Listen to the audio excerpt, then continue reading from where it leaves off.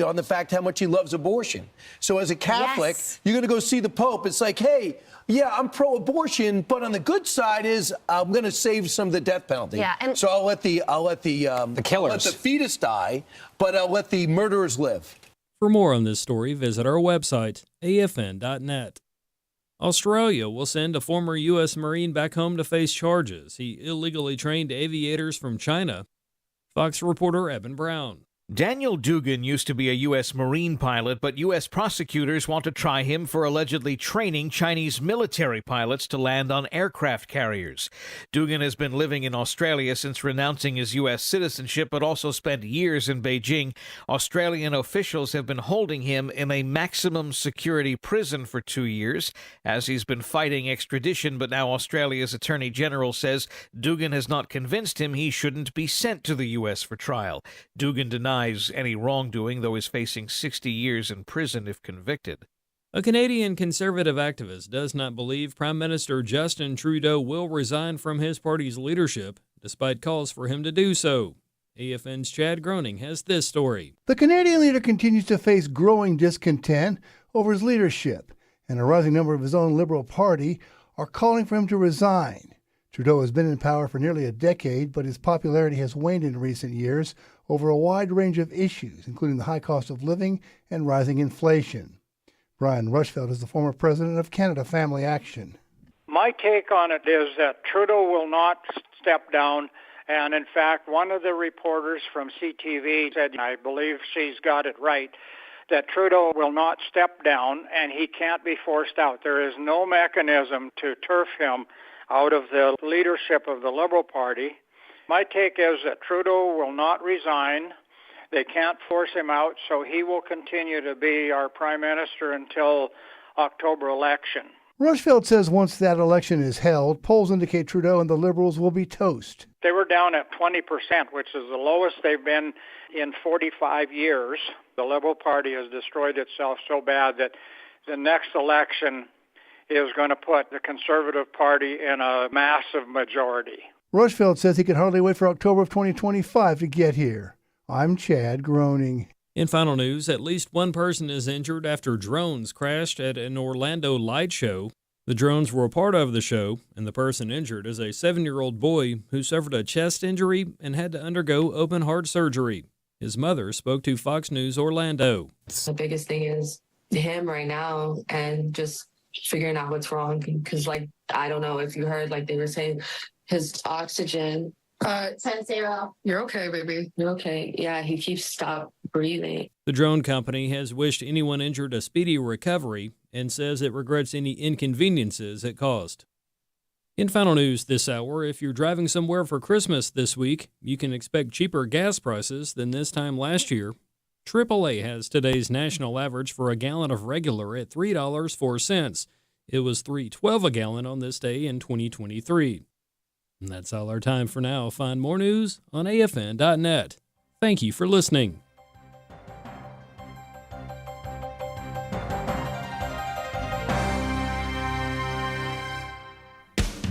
Judges and courts play a crucial role in the direction our nation is heading. This weekend on The Stand Radio, we'll talk with attorney Philip Juregi about conservative judges who are already being vetted for upcoming nominations. We try to learn lessons and improve our process to make sure that we're looking for people that when they get on the court, they're actually going to hold to the positions that we thought they would through our research. The Stand Radio, Saturdays at 4 and Sundays at 8 p.m. Central on AFR.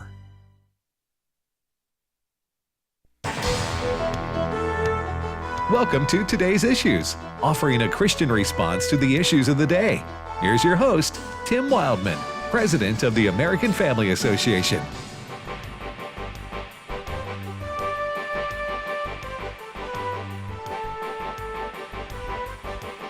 Hey, good morning, everybody, and welcome to Today's Issues on the American Family Radio Network. Today's Monday, December the 23rd, 2024.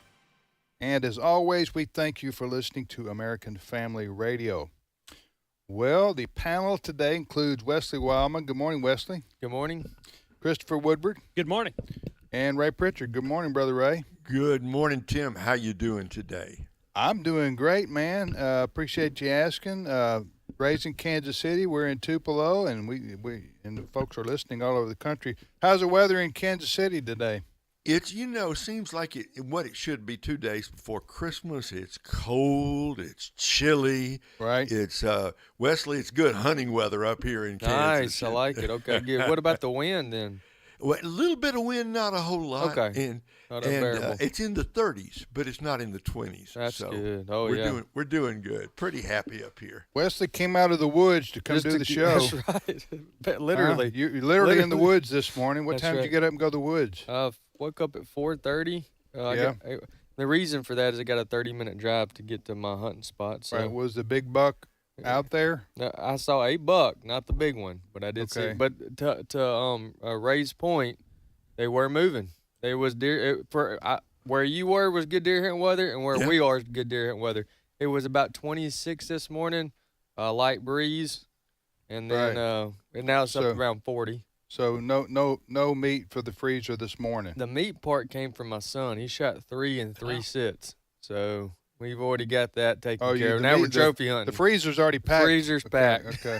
What'd you say, Chris? I was just going to say I've only had 2 kills in my life, and those have been with my car.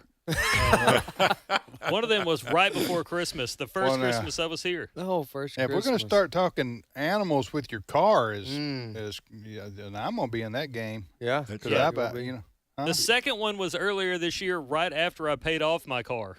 That's when I had another one. No. Yeah. Oh, Kidding. no. Ooh. So you hit 2 deer? I've hit 2 deer before. Yeah, my insurance. You again? Well, one of those things. Right. Yeah. Now, was this in town or was this on a highway? It was out of town, out in the country, which doesn't narrow it down for us, but yeah. No. Right. Well, anyway, Good. we appreciate everybody listening, and we got a lot to talk about today. By the way, tomorrow is Christmas Eve, and then Christmas Day, and then the day after Christmas. Our offices and our studios will be closed. Right, Brent Creeley, our producer, step to the microphone. Yes, sir, that's correct. So we will be, what are we going to be doing these next 3 days? Next 3 days will be Christmas music on our network. Okay. Now from like wall to wall or just part time? Wall to wall, except for Christmas Eve. Yeah. Which is tomorrow. Yeah. We will have an In Grace Christmas special. Okay. During this time. Okay. Tomorrow, and then 11 to 11:30 Central tomorrow, we will have a Ray Pritchard Christmas special. Okay. All right. Ray, by the way, Allison, my wife, and I, we've been going through your Christmas devotional guide. Yeah. So I'm always running a day behind. So that's not bad for me, actually. Well, that's pretty good. Only 1 day behind. We're just 1 day behind, my friend. So I gotta catch up tonight. That's for now, because how are you going to get caught up? Well, I get caught up. I'll read 2. Okay. Do 2 in 1 day. I'll do 2 in 1. I'll do 2 tonight. We'll be caught up for Christmas Eve and Christmas Day. I haven't looked ahead. Is December 25th is when the devotion? That's it. December 25th is the last one. Yeah. Okay. Next year we'll have to remind folks about this, and they can get it from your ministry, keepbelieving.com. But it's I guess you'd call it an Advent devotional. It's December. I don't know if Advent goes on before December, but it's December and it's Christmas themed, right? Right. It's called Great Joy, Advent from the Gospel of Luke. And we just take 25 days, Tim, to look at what the Gospel of Luke says about who Jesus is and why he came. And by the way, tomorrow, when I'm giving that pre-taped a Christmas, and it's related to what's in that devotional, tomorrow's message that's going to be from 11 to 11:30 Central Time right here on AFR is called No Crib for a Bed, taken from Luke chapter 2, verse 7. She wrapped him in swaddling clothes and laid him in a manger because there was no room for them in the inn. Just from that one verse, Tim, there is so much spiritual truth about the sovereignty of God over the circumstances of life, about the fact that Jesus' humiliation started early on. He came into his own, the Gospel of John says, and his own did not receive him. But there's great good news there that As Spurgeon said, if Christ had been born in a palace, we might be afraid to come to him, but no one can be afraid to come to a baby born in a manger, a feeding trough. It's a great message about how the gospel, Tim, is for all of us, those who are up on top and those who are struggling on the edges of life. So tune in tomorrow for No Crib for a Bed. Amen. So that's going to air, folks, tomorrow right here on American Family Radio. The special Ray did. He's talking about it right now. So that will air at 11:05 Central Time tomorrow. So be sure to tune in for that. I know what you did in that the devotion guide I'm talking about. At the end, you put at the end of each devotion, you put what do you call those code? QR code. A QR code. So we're reading this in bed together. Alice and I are reading this in the bed together, and so we're trying to get that thing to work. And the first night it didn't work with Allison's just going, I'm just taking a picture of it. Yeah. And we're trying to figure out how it works. And then finally we figured out you have to click on the yellow. That's right. Yes. Yep. The yellow. We did figure that out last night, so we were able to listen to some of the music that you recommended to go along with the devotion guide. But high-tech book there, my friend. Listen, that if it were up to me, that would never happen, Tim. But whose idea was that? Josh, our oldest son. Okay. He figured out he's a tech guy, and that's the reason those QR codes are in there. It would be impossible for me to do. Well, what that. they It's did. good timing with Christmas. You kind of feel like you're getting a little extra. Yeah, gift there. you read the devotion, and the prayers in there. Yeah. And then at the end is the QR code, and you just scan it, and it plays it goes to like a YouTube of a song that Ray recommends to go along with the devotion. That's awesome. So, yeah. I'm with Ray. I would have never thought about that, but that's why it takes all of us, right? That's right. Thank goodness for techie people. Amen. All right, Chris. What is our first story this morning? I hate to disrupt the flow and good vibes from the start of this particular You go ahead show. and do that. That's the life of a news guy. You want to do? All right, I want to point people's attention to something our news director, Fred Jackson, just posted on our website, afn.net.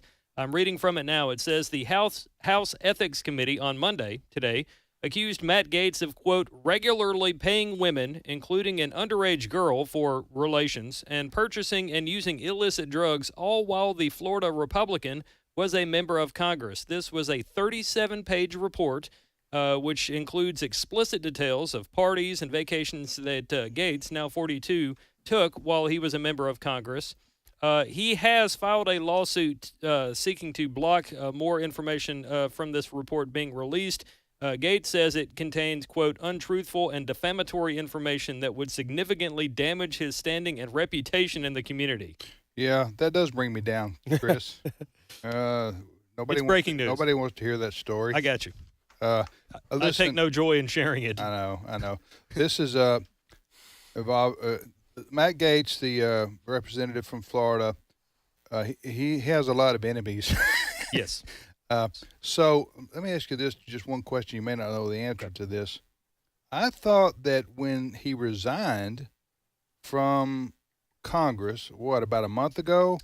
After he withdrew his nomination? Because President-elect Trump had announced that Gaetz would be his attorney general, which shocked everybody, really. And then he withdrew within 2 weeks, I think, of that, because he wasn't going to be confirmed by the Senate. So my question is, with respect to Gaetz, I thought that when he resigned from Congress, that ethics committee report was null and void, because that's what Speaker Johnson said. If somebody leaves Congress, they no longer have a duty or responsibility to investigate anymore. I think I may have an answer to your question. It may not be the answer, but it's an answer. According to the Associated Press, it says its release comes after at least one Republican joined all 5 Democrats on the panel earlier this month in a secret vote to release the report about their former colleague, despite initial opposition from Republican lawmakers, including House Speaker Mike Johnson, to publishing findings about a former member of Congress. Of Congress. I misspoke. Oh, I'm sorry. I thought I heard you wrong there. Or they changed the word. You were just... I just stumbled over the word. Congress. Did you hear Congress, Ray? I did. Yeah. I did. But anyway, We're actually talking about this at the same time MSNBC is doing what I would describe as you know wall-to-wall what? coverage. I don't know. I haven't seen the ethics committee report, nor have I read it, nor will I. And Matt Gaetz, the congressman from Florida, he's very, in one respect, he's very courageous. Mm-hmm. He's done some good things in Congress. On the other hand, as I said, some people would consider him. I'm not saying this. I'm just saying his detractors would consider him reckless in many respects. So You're borrowing from Trump too much this morning. I'm not saying this. I'm not. I don't. What I'm saying is, I don't know what to think. That's what I'm saying, and I don't know who to believe when you get into he said, she said, and all this stuff. I feel the exact same way when I was listening to some of the Fox News report on this morning and listening to CNN's report on this. I was at the point where I was like, listen, I'm just going to wait until everything's officially out there, because if this has been going on for 5 years, right, and they just sped up the process at the point, they meaning the committee sped up the process to get to the bottom of it at the point that he was announced originally with AG. If it was that big of a deal, why do we wait 5 years? And number two, why would we also speed it up? The timing of everything makes. I'm not saying there's not something there. I'm just saying it's like you said, it's a he said, she said. So I'm just like, okay, well, when it's all out there and it goes to court and there's a jury and the jury, finds something, then we can go from there. But I don't know. Has anybody sued him? Anyway, all right, that's all we need of that story. Okay. Next story, Chris. In other news from Washington, President Joe Biden is being criticized today, this time because he is commuting the sentences of 37 of 40 people on federal death row, converting their punishments to life imprisonment just weeks before Trump takes office. Trump is okay with capital punishment, Biden not so much. In fact, Biden says in a statement, these commutations are consistent with the moratorium my administration has imposed on federal executions in cases other than terrorism and hate-motivated mass murder. When Fox News broke this story this morning on Fox and Friends, author and broadcaster Brian Kilmeade weighed in his take on this situation here, and I've got Brian Kilmeade talking about Biden's latest commutations, clip 9. 37 of 40 will get life instead of death. And why would he do this? Well, he's going to go visit the Pope. And the Pope is against the death penalty. Yeah. And maybe he's trying to expunge, have one thing, because he's also campaigned on the fact how much he loves abortion. So as a Catholic, you're going to go see the Pope. It's like, hey, yeah, I'm pro-abortion, but on the good side is I'm going to save some of the death penalty. Yeah, and so I'll let the killers, let the fetus die, but I'll let the murderers live. We also have this story on our website, AFN.net. That's a very good point. You said what I was thinking. Yes, that's a very good point he made, and that has been, Ray, that has been a legitimate criticism of Roman Catholics in positions of power who that are on the left. Yeah, yes. Well, who promote the pro-choice position, as they say, about abortion. Mm-hmm. Because doesn't the Catholic Church teach that that's a mortal sin? Yes, not just a sin, but a mortal sin. What do you know? I know you're not Catholic, but can you briefly explain the difference, maybe? Well, there are sins that are sinful, and then there are sins that when you commit them will send you to hell. I mean, the word mortal, that's what that means. It's a sin that makes you worthy of eternal condemnation. And I mean, it is saying that there's some wrong things, and then some things that are so evil in themselves that you've earned yourself a one-way ticket to eternal damnation. And that's what the Catholic Church says abortion is. Okay, and so you have Biden, who is a Catholic, and he wears that on his sleeve, right? I mean, he every time he goes to Mass, they show it on TV, and he's always called a devout Catholic. And yet, he promotes abortion and supports pro-choice position, which is pro-abortion. And so it's just, it doesn't add up. I mean, you can't be Catholic, a devout Catholic, and not be pro-life. Yeah, and I was trying to think this morning on the way in, what would be the motive or incentive for President Biden to go to and this is an effort on his part and his administration part to pardon this many people that have this many. He's promoting. I mean, he's pardoning a bunch of murderers, convicted murderers who are on death row. Is that some what of them doing? are murderers of police officers? Yeah. Murder's all bad, but I'm just saying, like, I don't understand what would be his motive for doing a record number. Maybe what Brian Kilmeade said right there. Maybe he's trying to score points with the Pope. Ray, I don't know. There's another thing. Fox News also reported that Biden said that the purpose for commutating these sentences from death to life in prison without parole, quote, this move will prevent Donald Trump's administration from, quote, carrying out the execution sentences that would not be handed down under current policy and practice. So he commuted this so the Trump administration couldn't go ahead and have some of these prisoners eventually executed. Well, this is a political side dog. Yeah, the political left in this country has always been against the death penalty, right? I mean, pretty much. So that is not that's not surprising for Biden to do that. But boy, he's setting records on people he's pardoning. Yeah, that's what I don't understand. What's the incentive for keeping on going and trying to? I think. Okay, I'm just going to speculate here. I think you got everybody and his brother sending in names of people who are in prison or jail, and they want them out, and they know somebody who knows somebody in the White House, and so everybody, whoever's in charge at the White House, and it's not President Biden, and we all have known that since June, right? That's a good. Whoever's number 2. Or number 3, maybe even a person's name we don't even know, or certainly not in the limelight, and they're sliding these papers in front of Biden every day, and with the exception of Hunter Biden, he knew what he was doing there, and President Biden's finishing his oatmeal, and just grab and says, "Here's a pen, sir. Sign this." That's basically what's going on, in my opinion. Now, I don't have any way to prove that, but that's right. It sounds like that's what. Well, and don't you think, Tim, there's going to be more to come?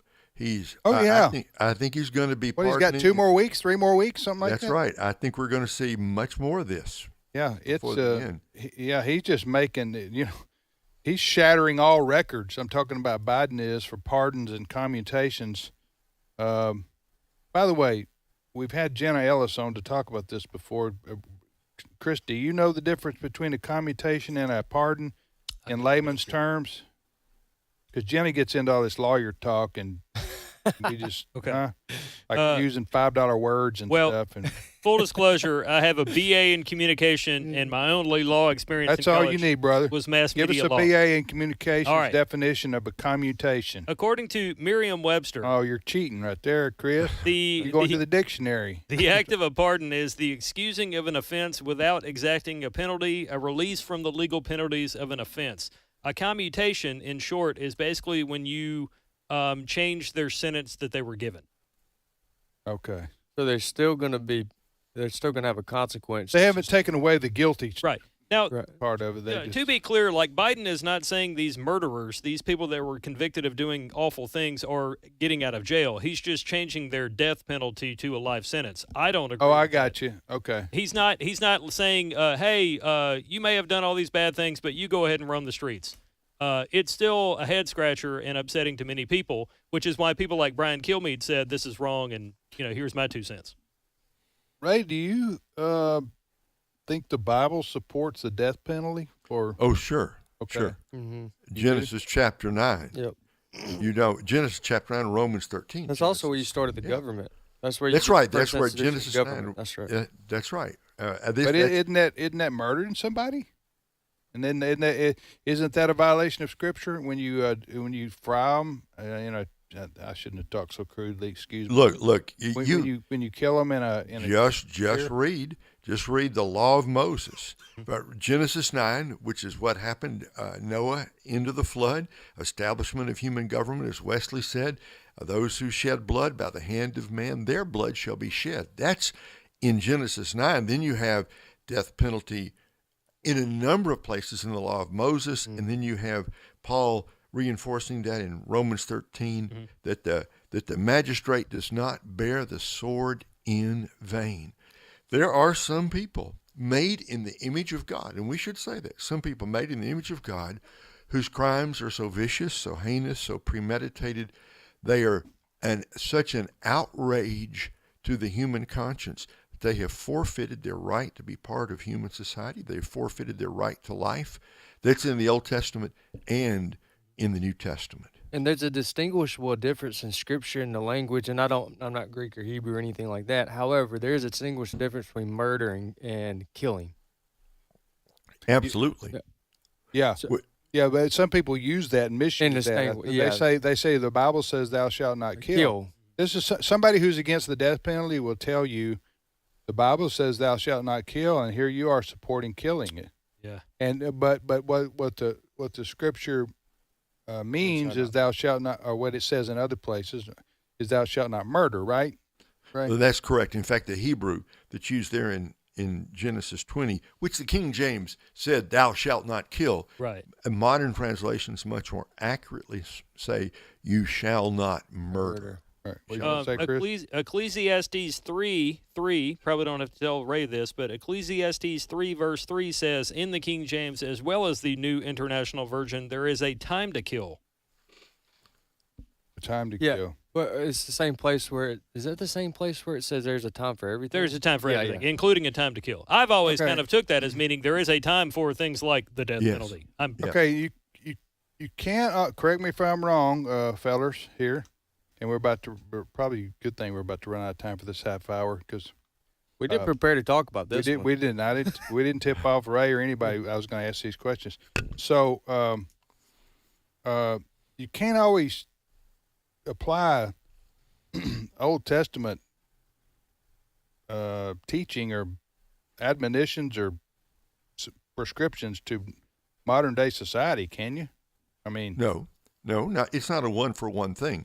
But what you look at the whole arc of Scripture, and that's right. In cases where the Old Testament teaching is reinforced in the New Testament, you got a principle that is transcultural that applies to all of life. And all we're saying is there are some people and some crimes so heinous that the person must forfeit his life. Yeah, I thought most of these crimes most of these penalties were state penalties. But you're saying that, but I don't think Biden doesn't have jurisdiction, nor does any president over a state. Well, they were all on federal death row. Okay, federal. Well, he does have jurisdiction there, in terms of a pardon or a commutation. So that is correct. All right, we're going to take a time out right here for more of, and we'll be back with more of today's issues on the American Family Radio Network in just a couple of minutes. Stay with us.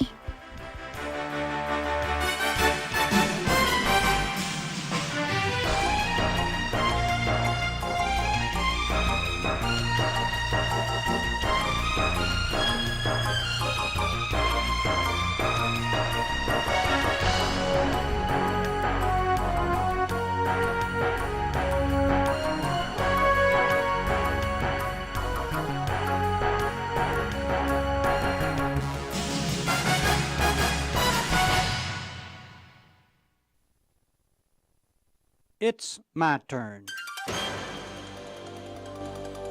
Here is your host for My Turn, Don Wildmon. And Joseph also went up from Galilee, from the city of Nazareth to Judea, to the city of David, which is called Bethlehem. She was pregnant, and while they were in Bethlehem, the time came for her to have her baby. She gave birth to her first son, wrapped him in cloths, and laid him in a manger. There was no room for them in the inn. In a few short words, Luke tells about the birth which occurred in Bethlehem some 2,000 years ago. It is a city, this Bethlehem, whose importance is far out of proportion to its size. As the famous Christian hymn indicates, it was a relatively little town. Its location is some 5 miles south of Jerusalem. It was the home of David, the greatest king Israel had ever known. It was here in Bethlehem that Samuel anointed David king. It was near this little town that Ruth gleaned barley and found favor in the eyes of Boaz. Bethlehem means house of bread. It is a fertile area. Even today, one can see growing in the area grain crops, olives, figs, luscious grapes, and other fruit. It's altogether fitting that the one who is known as the bread of life was born here. Most people are surprised to learn that Christ was born in a cave. Our customs and traditions have colored our thinking. The inn was an open courtyard enclosed by walls. The doors were locked at night, probably because of the census, which was a method of collecting taxes. The inn was filled. Joseph and Mary were forced to find shelter where the animals were kept, in the cave. Many years before the birth of Christ, the prophet Micah had spoken, "But you, O Bethlehem, who are little to be among the clans of Judah, from you shall come forth for me one who is to be ruler of Israel." According to Matthew's account of the Nativity story, the wise men from the east, probably Persians, were guided to Bethlehem in their search for the King of the Jews because of the prophecy of Micah. On that first Christmas night, probably in the year 6 B.C., angels appeared to some humble shepherds in a nearby field and announced the birth of the Christ child. There's a spot about a mile east of Bethlehem today, and it's known as the Shepherd's Field. Tradition says it is the spot where the angels visited these simple herdsmen. The shepherds came up the hillside to find the child lying in a manger and wrapped in swaddling clothes. I saw my first manger at Megiddo, which is biblical Armageddon. It is what we in the West would call a feeding trough. It was a hollowed-out stone from which the animals in the cave would eat. Swaddling cloth was a square piece of cloth wrapped diagonally around the child. In the 4th century, Helena, who was mother of Constantine, had a church built over the traditional site of the birth of Christ.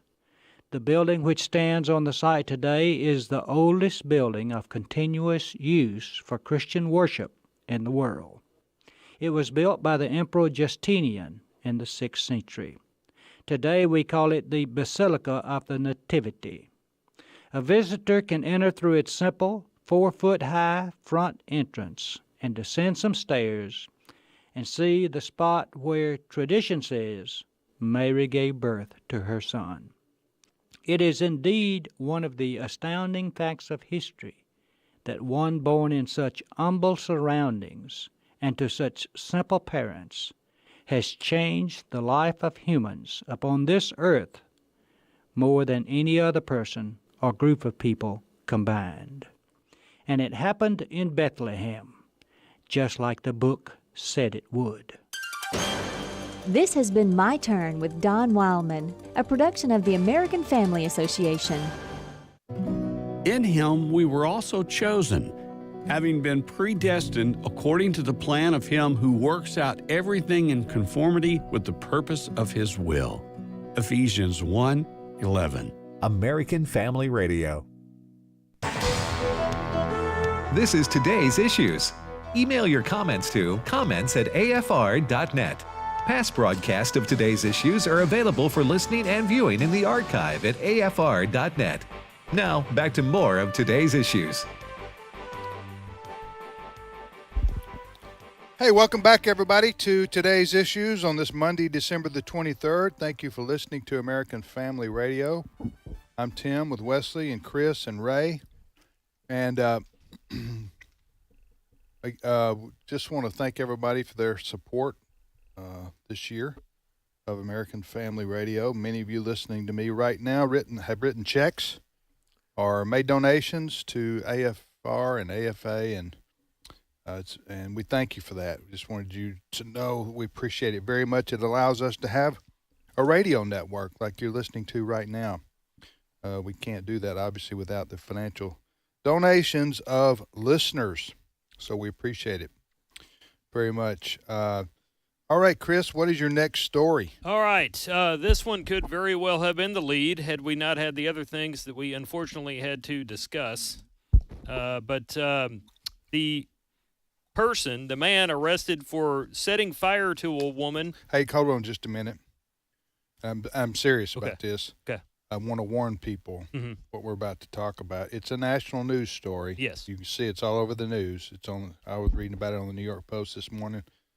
But the subject matter we're about to talk about is gruesome and not appropriate for children to hear. Okay? So I wanted to give that warning. But so go ahead. I also want to point out I do not have a weird fascination with talking about these kinds of things. It's just the news on a show called Today's Issues. I know it seems like I'm Dr. Doom and Gloom, but the story is police say the man they arrested for in New York City for setting fire to a woman on a subway car is an illegal immigrant. And to respond to this situation this morning on Fox News Channel, incoming border czar Tom Homan had this to say, clip 1. Well, look, this is another example of an illegal alien killing American citizens. It's almost a daily occurrence now. You know, because historic number of criminal aliens walking the streets because of this administration's policy in sanctuary jurisdictions and lax immigration enforcement. ICE has their hands tied. Secretary Mayorkas have given them priorities that they can't even go arrest an illegal alien anymore unless he's convicted of a serious crime. Then maybe they can arrest him. So this is on this administration. Okay, in case you didn't hear, folks, again, it's all over the news. Well, at least it was on the conservative news, the Fox News, and I saw it on the New York Post. This happened yesterday, true? Yes. Okay, so what happened yesterday? Again, this story is just hard to talk about. You had a illegal immigrant in New York City on the subway. He was from Honduras, I think. Guatemala. Guatemala. Okay, and he was here because Biden just flew open the borders for the last 4 years and let everybody come from all over the world. We don't even know who's here. Quite frankly, we don't know because this insane open borders policy. Anyway, so this fella went on a subway in New York City, and a woman was sitting by herself. This is how the story goes, and he set her afire. All this is on video. Yes. Okay. All this is on video. Set her afire, and sadly, tragically, she burned to death. She lost her life, and they arrested this guy, right? Yes. To make things worse, yeah, that's all bad. But after he lit her on fire, he then backed up, sat down on a bench, and watched her burn. Yeah. So this is obviously just evil personified, right? These are at a New York subway, illegal immigrant. Right. I know. That's right. And the crimes that are being committed across the country by people here who are here illegally are going up and what the gentleman was talking about there, Mr. Holman, right? Who is going to be Trump's border czar. He's talking, Ray, about the fact that the Biden's guy, Mayorkas, the Secretary of Homeland Security, right? Secretary of? Is that what it's called? Correct. Anyway, he of course he's the one that's facilitated all these people coming to America, and he's hand-tied ICE to keep them from doing anything to deport these folks. Okay, so the New York Post this morning reported that this fella actually came in the first time during the first Trump administration, was deported within days, re-entered during the Biden administration, made his way to New York City, had stayed in several of these taxpayer-supported shelters up there, and then committed this. I don't even know the words that you describe. What kind of depraved mental state you have to be in first to go on a subway and then set a woman on fire and then sit there and watch it. Right, I know. That's evil. That's evil in a... It's what you mentioned earlier about someone deserving of the death penalty. That's exactly right. This is what we're talking about. Right. You're going to commit this kind of evil crime, you have forfeited your right to live. Absolutely, yeah. I don't know what they're going to do about the. So he came over during Trump's first administration. He was deported, and then he came back during Biden's open borders. Listen, this is a different subject for a different day, I guess. But they're going to have to do something about these repeat entrants entering the. If you've been deported, and then you come back into the U.S. Again, they're going to have somewhere to put these people. I don't know, build some Guantanamo Bay, but something like that, some kind of big facility, maybe out on the border out in Texas or Arizona or somewhere, to house these folks, because there's got to be some kind of penalty for repeat offenders. There's got to be. And other than just, you're going to deport them again, and they're going to come back again, deport them again, they come back again. You know what I'm saying? Yeah, no, I'm following what you're saying, but my mind goes back to the if it was shut down to begin with across the board, then this is not an issue. But I understand. But that's. I'm talking. I'm talking about I think it's about to be shut down when Trump gets in. The border's about to be closed, unlike it's ever been closed, probably. Yep. And you know what? A lot of that, just the mere fact that Trump is going to say, "I'm taking this seriously, and we're going to stop illegal immigration into America," that alone will get to. Will cause people who would otherwise think about coming here illegally to not come. You know what I'm saying? But as long as they had Biden saying, "Y'all come, we welcome you with open arms. Here's your welcome wagon bag, and your gift certificate, to Macy's and your discounts off all kind of McDonald's and Subway. That's right. Enjoy your stay in America, that kind of thing. Then it's craziness." All right, go ahead, Chris. Next story. In related news, President-elect Donald Trump was in Arizona over the weekend speaking at the America Fest. That is an event that Charlie Kirk and his Turning Point USA organization put on. And one of the things that is trending on social media is it Trump. Trending? It is. One of the things that people are sharing a lot, reposting on social media, is Trump's comments about big things he says he's going to do about the border on day one. Clip 3. On my first day back in the Oval Office, I will sign a historic slate of executive orders to close our border to illegal aliens and stop the invasion of our country. And on that same day, we will begin the largest deportation operation in American history, larger even than that of President Dwight D. Eisenhower. The DEA, the FBI, the intelligence community, and financial sanctions to remove the migrant gangs and criminals that are killing and raping and maiming our citizens. We're going to get them out. We're going to get them out. We're going to get them out fast. We have no choice. That's President Trump over the weekend. And Tom Hallman, in that previous interview that we heard, he essentially repeats the same message. Last week on Fox and Friends, Holman said, "Look, we'd love to all work together, Republicans and Democrats, but even if you're not, we're coming." That's how he ended the soundbite. Yes. Yeah. Well, we'll see what happens, but this was a big, as Wesley pointed out, you pointed out all year, this was a big issue, maybe the number one issue for a lot of voters that pull the lever for. I say pull the lever. We don't pull levers anymore. Filled in the blank for Trump to win the election. This was a big issue. And it would not have been if we meaning the conservatives, the Republicans, did not take the ones that were coming across the border and shipping them or sending them to the Democrat cities. That's where you're right. That did force the issue. Force the issue because they had to live with what they were saying. What's the problem? I would say the first person that needs credit for that would be me. That's right. And I want to say. No, you said it tongue in cheek. I think. Though. I don't think you. Did you really think it was going to happen? Though I want to stay as humble as I can. Okay? But I talked about this 2 years ago or so, or maybe longer. The only way someone's going to feel it. I said you need to take these illegal immigrants and send them to sanctuary states and cities, because that's the only way that the liberal news media and the lefties are going to have their attention, is to put them in their backyard. And the reason the first time you said that, maybe I'm wrong, but at one point I thought you said that tongue in cheek because you were frustrated to the point that there's nothing else we can do. Why talk about it anymore? Because it's an open border. Right.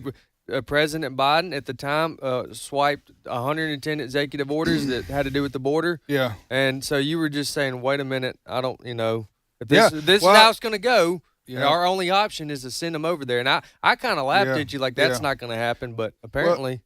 The person that deserves the most credit for Abbott. this politically would be Governor Greg Abbott, I Mhm. think, of Texas. Yeah. He's the one who started, Yeah.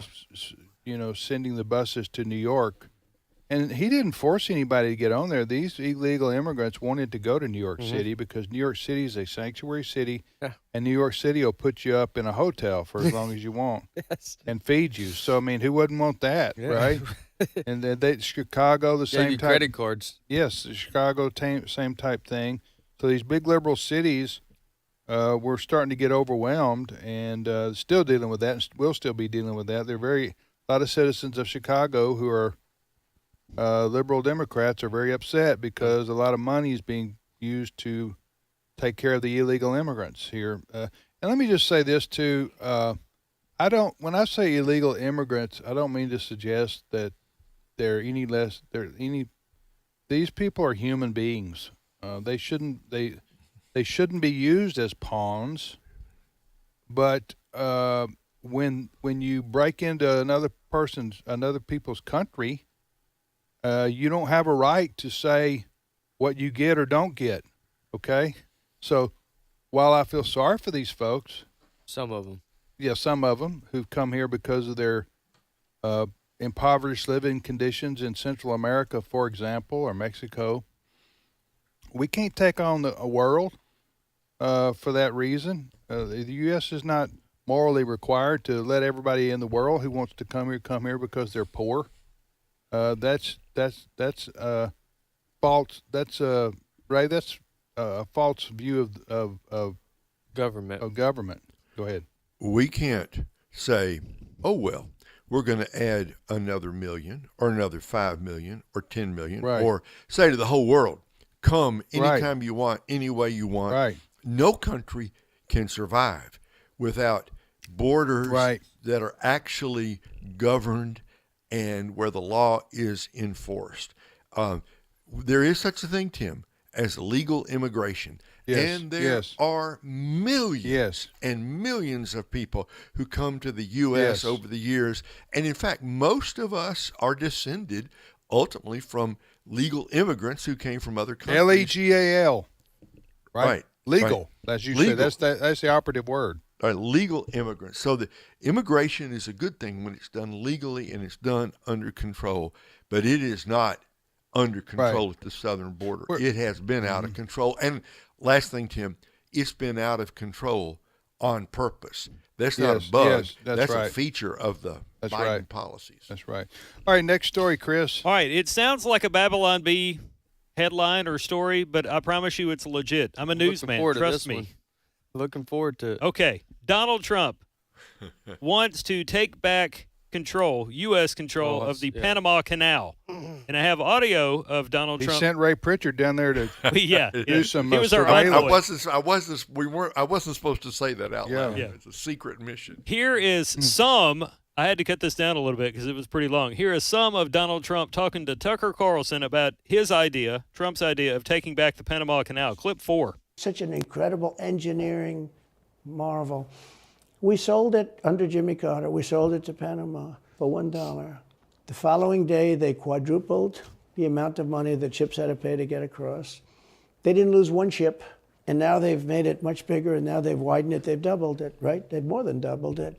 And it's one of the most profitable things. Any time it's just incredible, right? We gave it away for $1. China now controls it. They actually control the Panama Canal. They run it, they control it. And we shouldn't let that happen. And we can't let China be in Cuba. And they'll get out. If I'm president, they'll get out. Because I had a very good relationship with President Xi, but he respected this country, he respected me. And he'll get out. And we can't let them run the Panama Canal. We built the Panama Canal. Should have never been given to Panama. We should have had it. But we gave it for $1. Think of it. We have done the stupidest things in this country. Okay, Ray, you were down there. You and Marlene, a couple weeks ago? Right, about 3 weeks ago. Cruised right through the Panama Canal. And it's exactly what President Trump said. It's beautiful. It's historic. It's an engineering marvel. One of the most amazing works of man in modern times. So it's worth seeing. But I got to say, President Trump is right on every single thing he said. When we were coming into the canal from going east to the west, you could look back across the horizon. There's a long line of ships waiting to get in. And when we got to the west side, long line of ships out in the Pacific Ocean waiting to get in. So business is good down there in Panama. The problem is not the country of Panama per se. The problem is China, exactly what the president said. The Chinese already have controlling interest in 3 of the major ports on either side of the Panama Canal.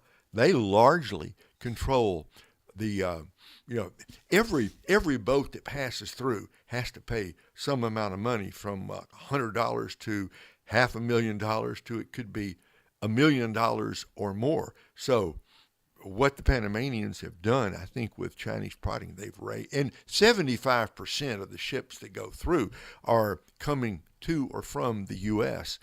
The mayor down there at Panama City, capital city, said, we're not gonna let the U.S. change anything.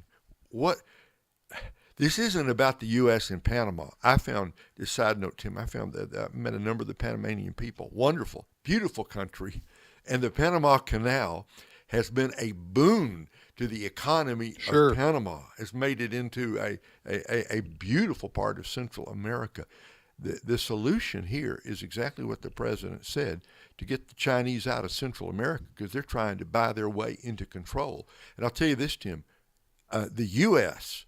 and the West in general, we cannot tolerate a Panama Canal that is under the control of the Chinese government. That's unacceptable, and we'll do whatever it takes to stop that. Was it Jimmy Carter, then President Carter, who sold? Yeah. Who gave the Panama Canal to Panama? Is that right? That's right. That's exactly right. What was do you remember the circumstances surrounding that, or why he did that? Well, there was a lot of dissension. There was a lot of pressure. And the Panamanians, I understand their point of view. Look, this is our country. We should control the Panama Canal. Right.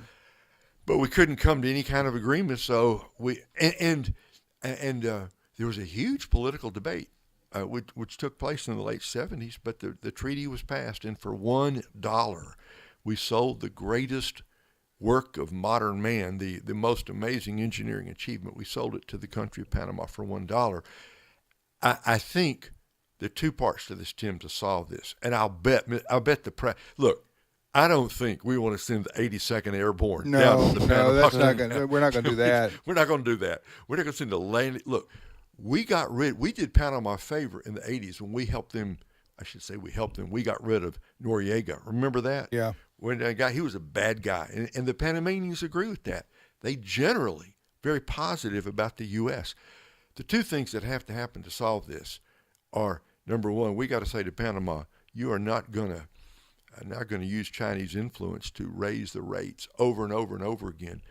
It's in the treaty that if access to the canal is hindered in any way, we have the right to intervene. That's in the treaty that the U.S. signed, so we can go back in there and change things if we want to. I think the Panamanians will be smart to, let us say, renegotiate their deal, okay? And second is to say to the Chinese, you gotta get out of Central America. We're not going to give you control of the most important waterway between the Atlantic and the Pacific. Yeah, this is going to be very interesting. Did you see Trump's Truth Social post on this? Have you seen it, Dad? I did not. What did he say? He says he takes a picture of a flag in the middle of the canal and says, "Welcome to the United States Canal." And then the president of Panama responded and said, "No, every square inch of Panama belongs to Panama." And then Trump posted right back, replied to him, and said, "We'll see about that." Really? Trump is so cool. He's so cool. We're going to take back the Panama Canal, and while we're at it, we're going to buy Greenland. Yes. Yes. We're going to make Canada the 51st state. Man, I know Trump is Trump control with the best. He sure can. Of them. So well, and then they don't think too long on that. That's just funny, okay, guys? Don't think too long. I know. On this, people. Don't so We're not going to get into a war down Yeah. in Panama. We're not going to do that. Then to add to all that, he had the guy, the Asian gentleman who heads up SoftBank, coming over here to make a big announcement about how SoftBank is investing $100 billion in U.S. projects over here as part of an international business deal that Trump secured. And while Trump had the guy at the podium, he goes, "Why don't you just make it $200 billion right here, right now?" And the guy just like kind of laughed awkwardly, you know. Who was this? It was the head of an organization called SoftBank, and they're investing $100 billion of their money into U.S. projects. And Trump put him on the spot and said, "Why don't you just make it two? Make it 200. You could, if you got $100 billion, you got $200 billion." Yeah. All right. Anyway, okay. So you're listening to today's issues on the American Family Radio Network. Yeah. So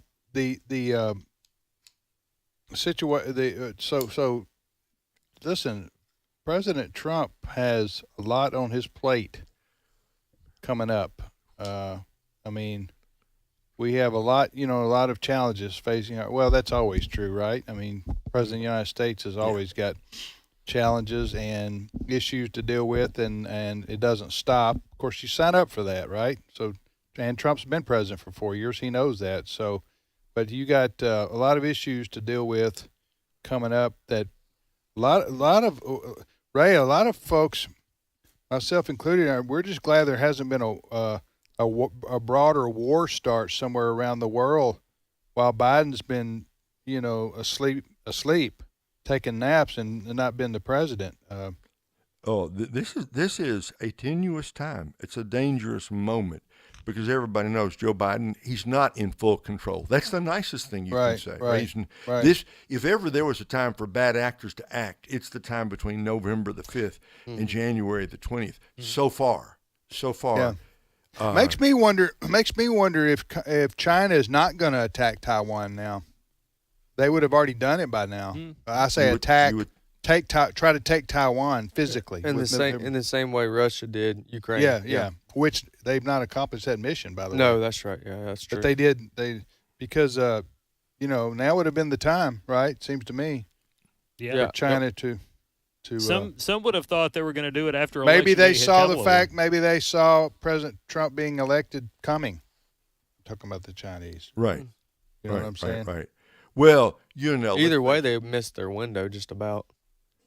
It would not be an easy thing for do. China to take Taiwan, and it would be an awful bloody mess. Yeah. But if they were going to do it, I think they would already have done it.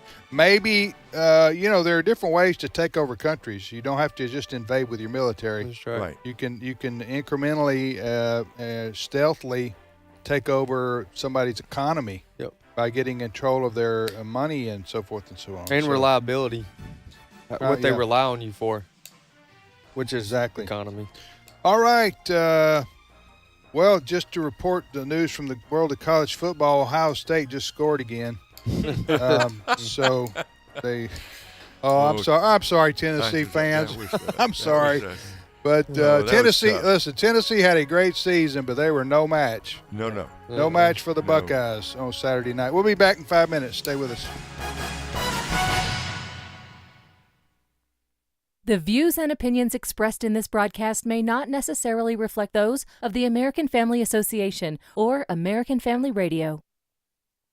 Faith, family, freedom. American Family Radio. As a federal or state employee, you have the opportunity to support the American Family Association through the combined federal campaign by designating a monthly payroll deduction using 12037. You help AFA continue to fight for your family. So when you complete your CFC form, remember, AFA's number is 12037.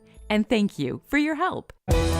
This is American Family Radio, a listener-supported ministry of the American Family Association.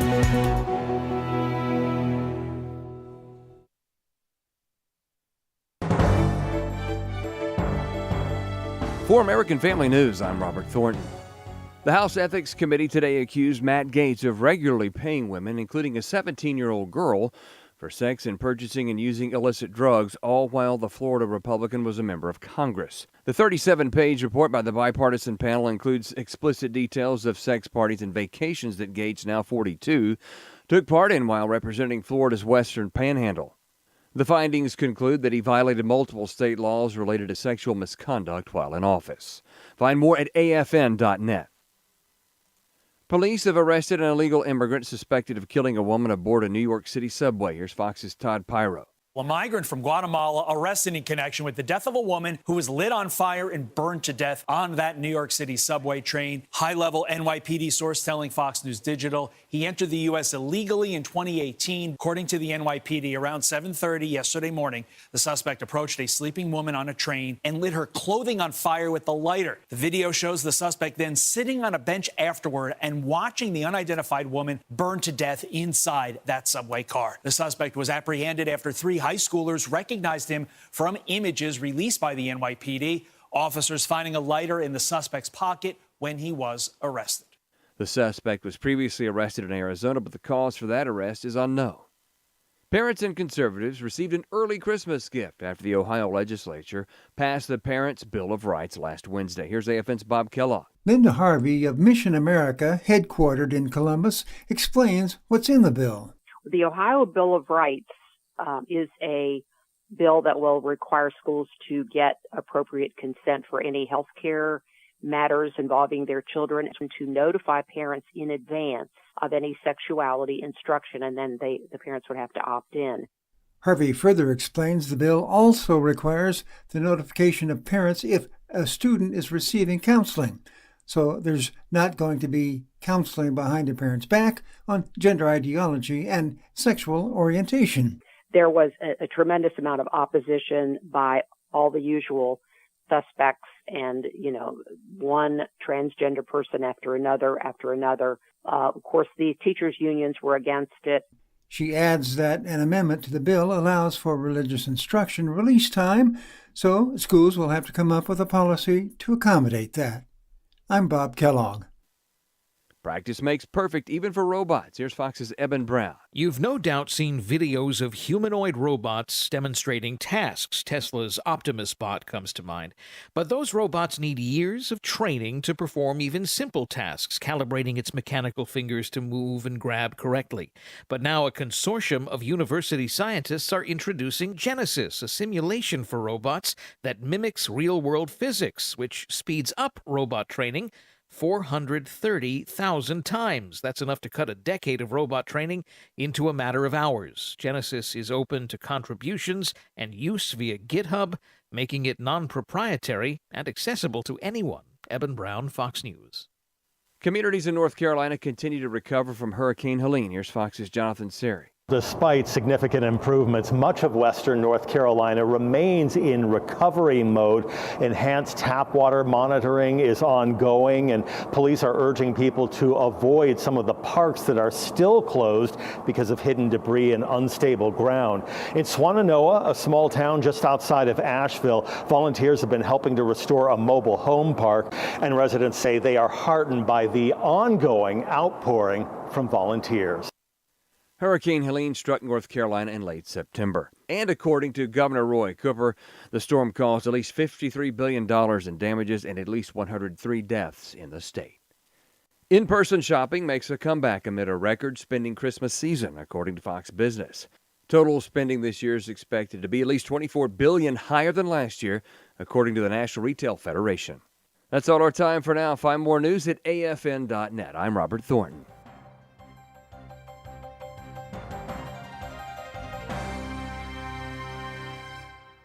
The loss of a child through abortion, miscarriage, or stillbirth affects the emotional health of families. Feelings of anger, sadness, and regret can be overwhelming. There is hope and healing in the aftermath of a reproductive loss. Call the International Helpline at 866-482-LIFE to talk with someone who has been where you are and healed to help others. Your call is confidential. 866-482-LIFE. Today's Issues continues on AFR with your host, Tim Wildmon, President of the American Family Association.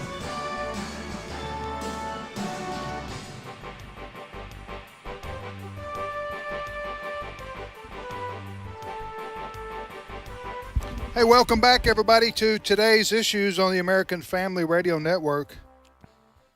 Tim with Wesley, and now Steve Paisley Jordahl joined us. Good morning, Steve. Good morning, everybody. Raised in Kansas City, and we're in Tupelo and raised. So is that Paisley? Yep, flowers. Flowers, okay. Yeah. There's a distinction between just a flowered shirt and Paisley design. Christmas came early. My wife got me some new shirts. So okay, well, I like it. Thank you. So then you really won't be getting gifts on Christmas from her then. No, it's are you just spreading it out? No. We decided that we were going to give each other a couple trips next year. So we're going to go see some concerts and That's cool. good. kind of stuff. Good. Yeah. So Ray, do you watch any of the playoff games, the college Watched football? them all. Watched them I all. know there wasn't a close one in the bunch. No, Indiana face planted, and then SMU face planted. Yes. And Clemson, I thought Clemson put up the best fight They did. of anybody. And then Tennessee, oh my. Just it used to be the not ready for primetime players, Yeah. But that drama group. Tennessee, great university, and they had a great year. But man, that was it 22-17? Well, yeah. Game. To be fair to the teams that lost, they were all playing on the road, and they all were playing against excellent football teams. So anybody could have got blown out by Ohio State. Yeah. Or Penn State or Notre Dame or Texas. Because those teams were playing at home, and those fans were all fired up. You had 104,000 or 106,000 people in freezing weather in the shoe in Columbus. In the shoe in Columbus. That now you know who I think ought to be complaining about this is the four teams that got the top four. The byes: Georgia, Arizona State, and Boise State, and Oregon. Right? Look, Boise State's got to now play Penn State down at the Fiesta Bowl. I mean, the home field stuff is gone. If I was Boise State, I'd say no. Yeah, I got the bye. Now, you really would want to risk playing a whole nother game instead of getting a free win and then going on to the next round? No, I know. I'm just saying. Yeah, I hear what you're saying. Right? I'm saying if I was Boise State, because look, they're good. And that running back, John T., whatever his name is, he's really good. But I'd be saying, no, boys, we're not coming to Arizona. You come on up here to Boise and play on a blue field. You see that bright blue field? He's asking for the bye and the home. And he wants it all. That's what I'm asking for. That's right. I was following you for a second. Well, on to round two. Congratulations to the losers from the weekend. They had great seasons, but there can only be one. There can only be one school standing at the middle of January, and so onward we go. And so you got down 12 now down to 8. 12 down to 8. Right. There's only one thing that we know for certain that is going to make a lot of college football fans happy. Yeah, it's not going to be Alabama. Right. Alabama, listen, anytime you're on top of the world, you're going to get your haters, and a lot of them. Oh, yeah. And so everybody wants to bring down the king of the hill. Same way with the New England Patriots for all those years. Everybody's like going, anybody but the Patriots, because you're just tired of seeing the same teams win all the time. And unless you're that team. Unless you're that team, and then you want to win all the time. But, yeah, Alabama didn't make the playoffs, and maybe they will. They'll probably return next year. They'll be back next year. We'll have to see. They've got a new coach now. Yeah. Saban's not there, so. Yeah. I thought you. Wait a minute. In our world, the coach got fired today. Yeah. In our world, when you say new coach, that means like yesterday. No. But I know what you meant. It's his first year there. Yeah. Yes. They haven't. Yeah, no, I thought you meant Alabama fired their coach already. No, that wouldn't surprise us in this world. 3 losses the first year. I don't know. That's pretty brutal.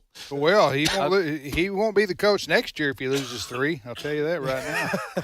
Tim, who's your pick? Who's your pick to go all the way? 3 weeks ago, before they lost to Michigan, I picked Ohio State. Yeah. I think they got the best team overall. And but we'll see. They match up with Oregon in a few days. And Oregon's number 1. Pretty good team. 13-0. Yeah, but Ohio State's favored in that game by 1.5, I think. Yep. Not that I bet, so don't send me emails. That's for entertainment We're just purposes. commenting, that's all. I'm just telling you what people who do bet think of the game. But you know what? There's some great teams left. There's several, but I would pick if you got to ask me to pick one, I would pick Ohio State as the best team left. But, hey, they could lose to Oregon. Who knows? All right, enough college football. We got to talk about more depressing things here. And so we got some positive news, too. Yeah. But, Steve, what's your first story? Tim, if I was not to show up to work for 6 months, do you think anybody would notice? Oh, yeah, I would think so. Yeah, we would notice, Steve, because there'd be no more Paisley. There wouldn't be a whole lot of Paisley. Well, if you're a congresswoman from Texas, you might not. This is a weird story, people. Listen to this. So Kay Granger, who's been a representative for Texas for many, many years, hasn't shown up for a vote since July. United States House of Representatives member. That's right. Okay, it's first I'm hearing of this. This ain't a city council Right. meeting.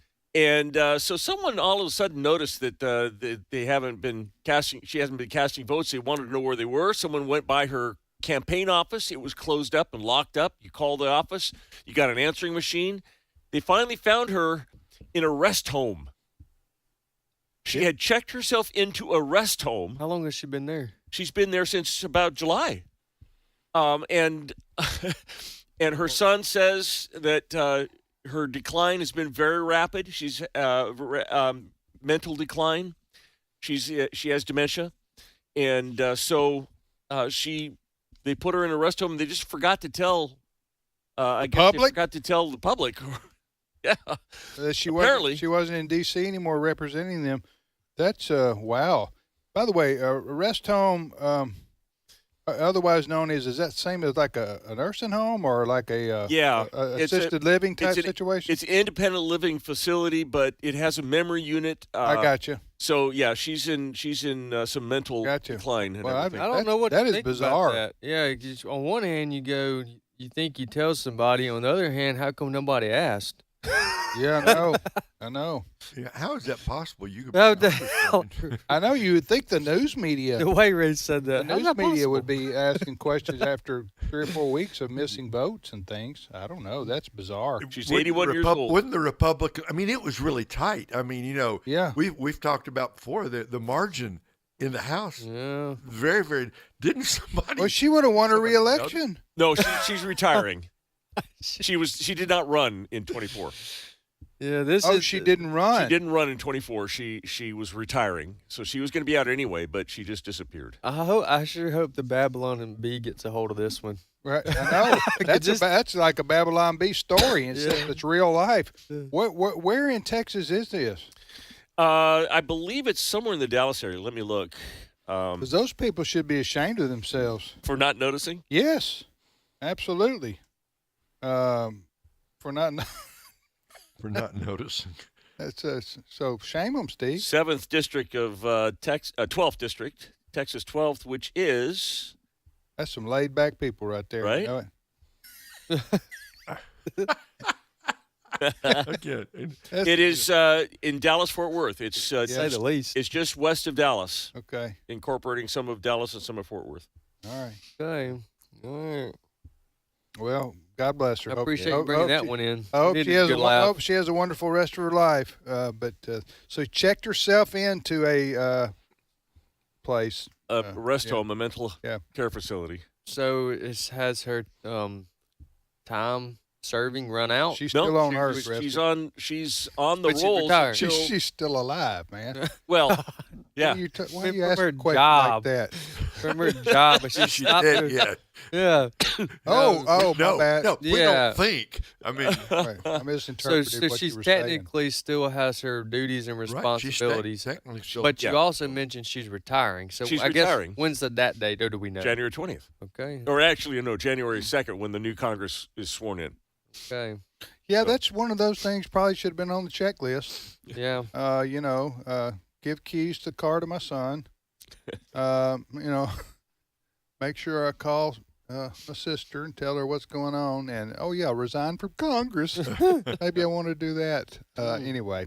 All right. Well, as I say, we're just teasing around about that part. We wish the, what's her name? Kay Granger. We wish her the best and hope she has a nice new setup there and lives a long time. Yeah. Yeah. Next story. I was. Hey, by the way, I got a next story. Yeah, go. I'm going to interrupt this program to bring you this report. And this is speaking of a bizarre story that's true, that you think maybe wouldn't be true. This is I saw this morning. This is from the New York Post. At least 174 Colorado skiers, snowboarders stranded for hours on a cracked lift, L-I-F-T, forced to come down on ropes. Did you see this? No, I didn't. This was in Winter Park Resort. Yeah. In Colorado, obviously a snow skiing place. Yeah. And the gondola lift at Winter Park Resort came to a halt when its system detected a crack shortly after noon. This was yesterday, I think. So you had 174 people stranded. And those lifts are not, it's not like you're in one of those gondolas that are enclosed. Right. They're just a seat. You're hanging out over empty air. Yeah. Right, for hours. Some of them had to go, the lift passengers were each lowered down by ropes. Yeah.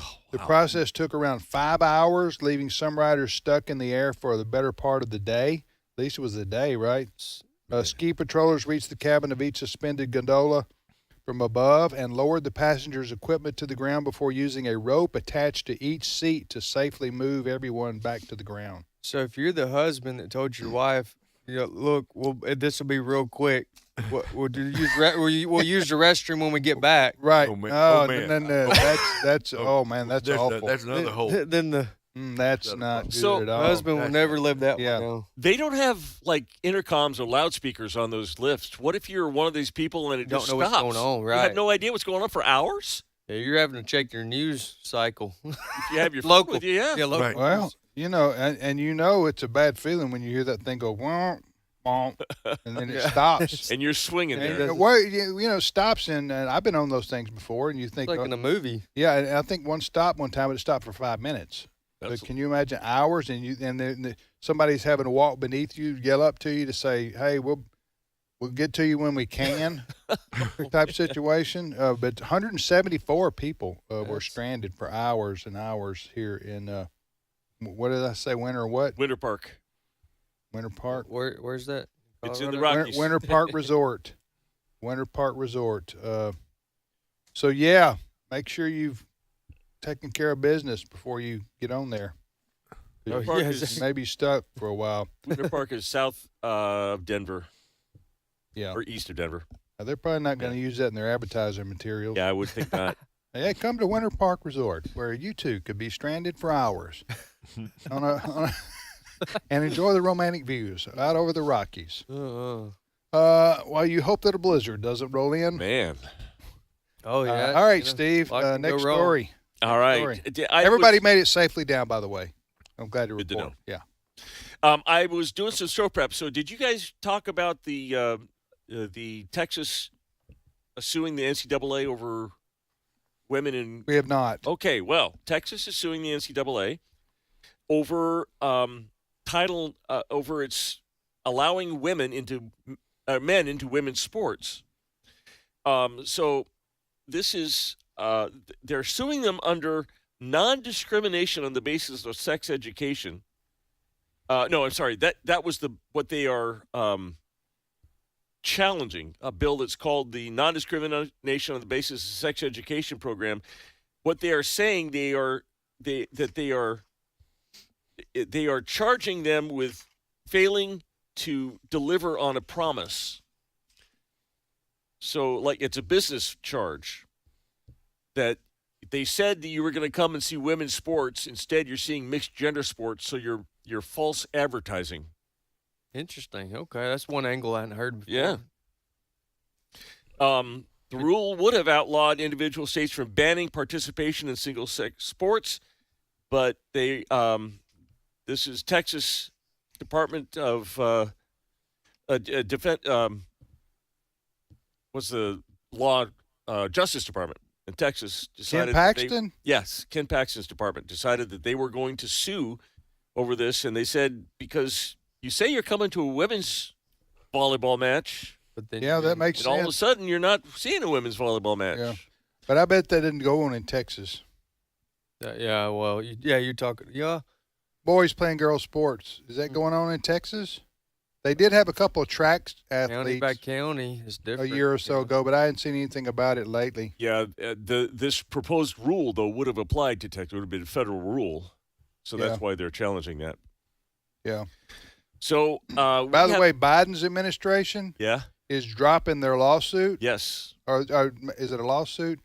Dropping their Title IX. It's not a lawsuit. It's a proposed rule change. Okay, so this is great news, folks. You know, we've talked about how Biden, through his Department of Health and Human Services, a couple of years ago, or maybe not that long ago, remember we talked about this where he was saying to the states, hey, you got to let boys play girls sports or we're going to take federal dollars away from you that you would get through Title IX, what's called Title IX. Well, of course, many of the states said, we're not going to comply. We're not doing that. We don't care what you try to threaten us with. But now, one of the consequences of Trump winning was stopping this kind of garbage. Okay, and that's why this department has stopped, because they know they're about to leave office, go out of power, and so there's no point going on with this lawsuit. That's my opinion on this. Is that where you think that's it, Steve? Have I got it right? They said that they dropped this after hearing testimony. They said the withdrawal comes after hearing testimony during the comment period, but that ongoing lawsuits also played a part in the decision. Good. I hope they listen to testimony from girls saying we don't like being spiked by boys in volleyball and putting our lives in danger. Right. Like that poor girl that got the boys who said he was a girl was playing volleyball and spiked the ball into the girl's face and gave her brain damage. And her mom was testifying before Congress. Remember that? About a week ago or so? Oh, Anyway. that's one of a dozen instances. Yeah. All right, we got about 7 or 8 minutes. Okay, What you got I next? got 2 more things here for you. Go. This is a dangerous time in the world as we leave the Biden administration and go into the Trump administration. For all intents and purposes, Donald Trump has been president of the United States as far as foreign policy since the election. And now what we're hearing that Jake Sullivan, which is Joe Biden's national security advisor, briefed the incoming president on a risk that Tehran could start up its nuclear project. And since they've been weakened, all their terror proxies have been taken out, that as a last resort, they might build a bomb for leverage, hopefully not to use, but for leverage. Anyway. This is not a news story, is it really? Well, the briefing to Donald Trump was new. Jake Sullivan told Donald Trump that this is what they're worried about. Yeah, I would say, well, what have you been doing about it? Right. Yeah. For 4 years. Well, they haven't been doing a whole lot. No, they hadn't. They gave him money. Yeah. Biden gave him all the money. Right, Ray? Isn't that what happened? Took the sanctions off Iran, so they got a bunch of money. I'm not making that up. How many of y'all know what I'm talking about? Yeah. So, I mean, Biden has been very, very weak to say the least, and dealing with Iran and terrorism in the world. So, of course, you see what happened in Afghanistan, our withdrawal there. But anyway, this has just been a 4-year nightmare is what it's been. So I don't when the administration says we're worried that they're going to get nuclear weapons, can you imagine Tehran with nuclear weapons? No, I can't. Neither can the world. I don't think Israel would stand for it. I know that they've been talking with Israel, and the United States has been considering it, and Israel's been considering going after those nuclear facilities in Iran as a proactive measure to keep them from getting the bomb, which I think the world would be grateful for. Yeah, but they'd blame Israel, blame the U.S. too. Probably the UN would if we attacked a sovereign country to take out nuclear weapons. But I do think most of the world would breathe a sigh of relief if we did. By we, I mean us and Israel, namely us, because of the threat that Iran and the Ayatollahs are to world peace and security and our way of life. And they nobody in the Middle East likes Iran. Nobody. Nobody in Persia does. Nobody in China may. I don't know, but they're a threat to the world. Iran is. Yeah. Iran or Iran. And they've been chopped off at the knees. Huh? They've been chopped off at the knees by Israel, taking out Yeah. Hezbollah and and Hamas. Hamas. Yeah. Next story, Steve. All right. let's end with some good news here. NASCAR. I always like it when the story. Yeah, Steve's a big NASCAR fan, people. In case you wondered, go ahead, Steve. NASCAR and Lowe's have pledged $12 million to the recovery of the hurricane victims in western North Carolina. This is a story that has kind of slipped off of the front. $12 million, and here's how they're doing it. Lowe's is helping to purchase 100 tiny homes that they're going to deliver to people who are still without residence after the hurricane went through.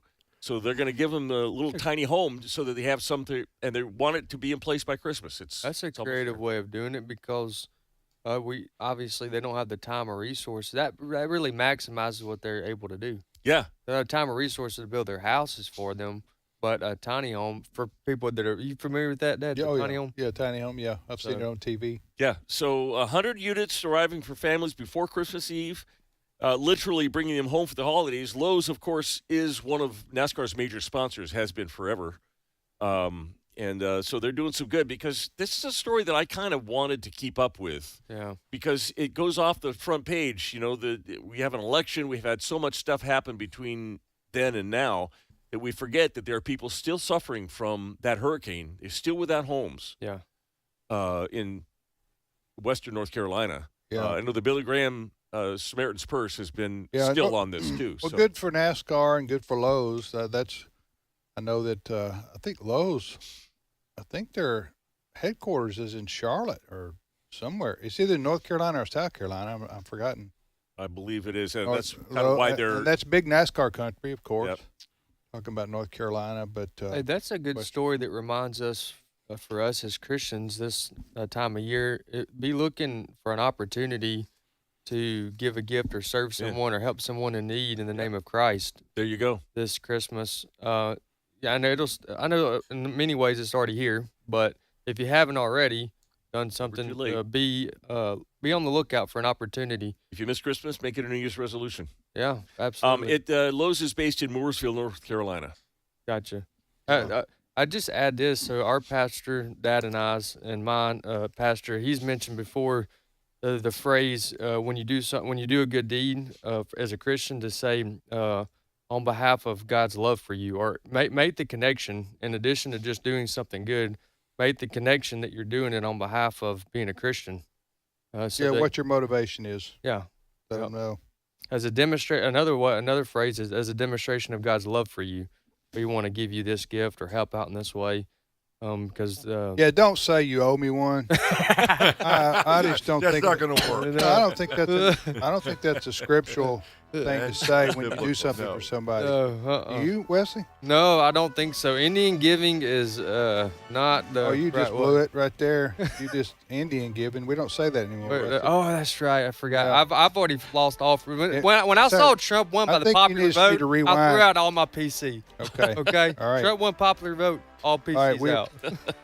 We apologize to anybody who's offended by anyone that. and everyone. Yeah. Okay. No ill will intended.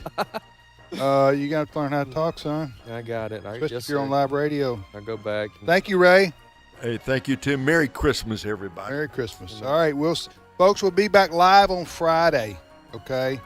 We'll have some Christmas music, some Christmas specials. You enjoy your time with your family. We'll see you in a few days.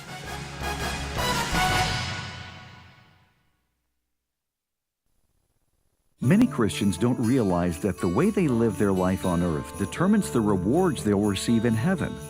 This Christmas,